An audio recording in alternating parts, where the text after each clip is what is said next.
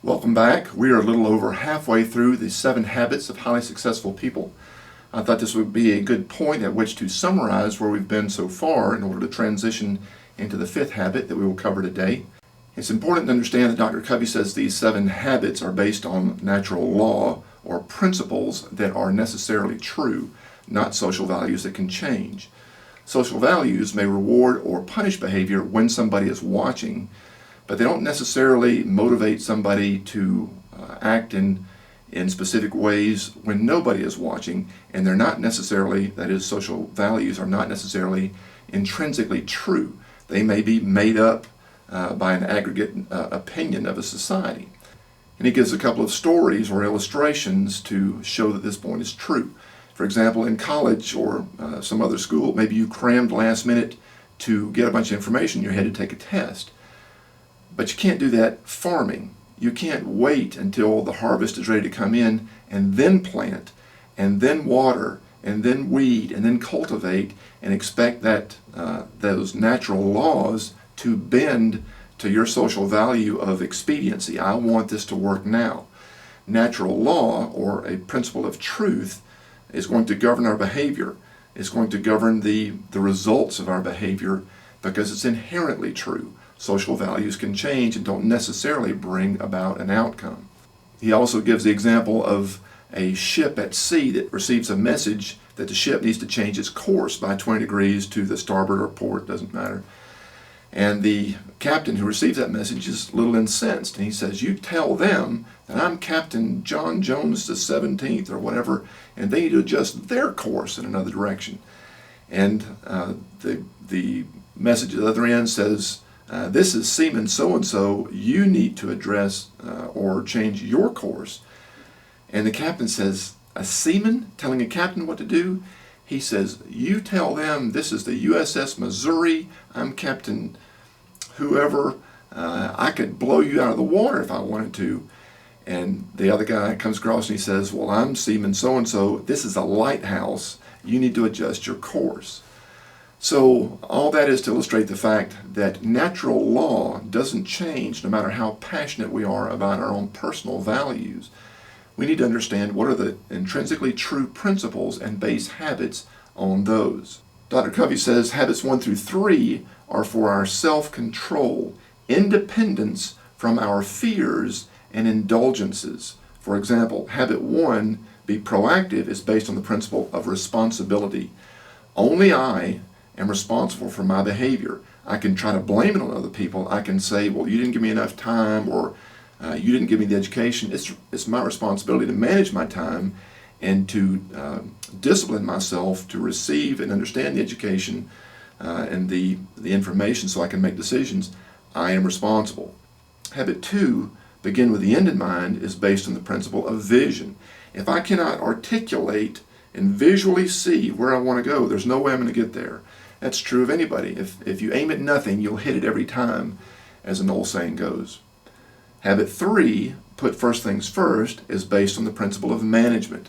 I can discipline myself and I can have a vision of where I want to go, but unless I make daily decisions to be self-controlled and committed to manage myself toward that vision, I'm not going to get there.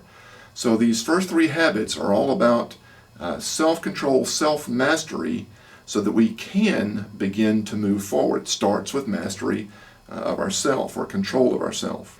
Habits 4 through 6 are for interdependence with others for mutual growth.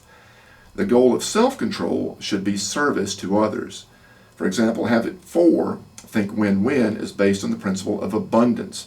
That I don't have to think I've got to win even if you lose. There's plenty of opportunity out there for both of us to get something out of our mutual goals or mutual concerns. It doesn't have to be a win-lose, certainly not a lose-lose.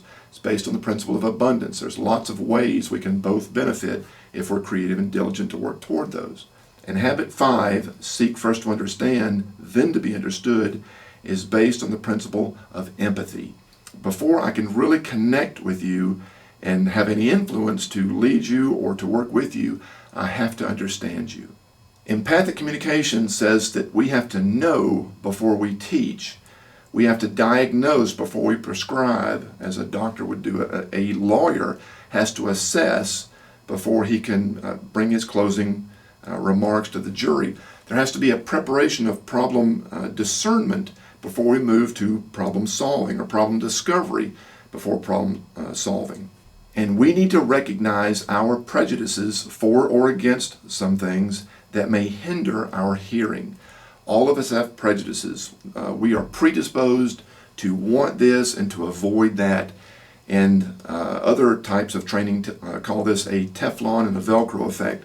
Whatever we don't want to hear is like Teflon. It just slides right off of us and it doesn't stick.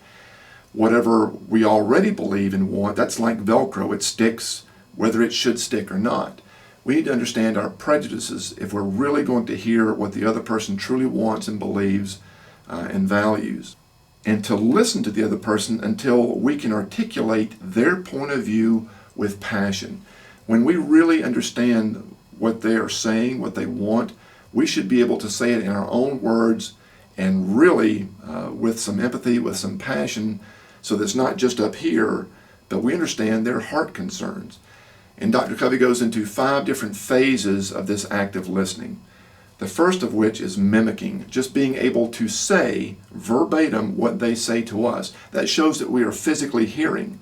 Doesn't necessarily mean that we're listening or that we understand, but that's the first phase, is to parrot what they say, especially key words that reflect some type of emotion. That shows that those are very central concepts for them, that part of the last 2 minutes that they said.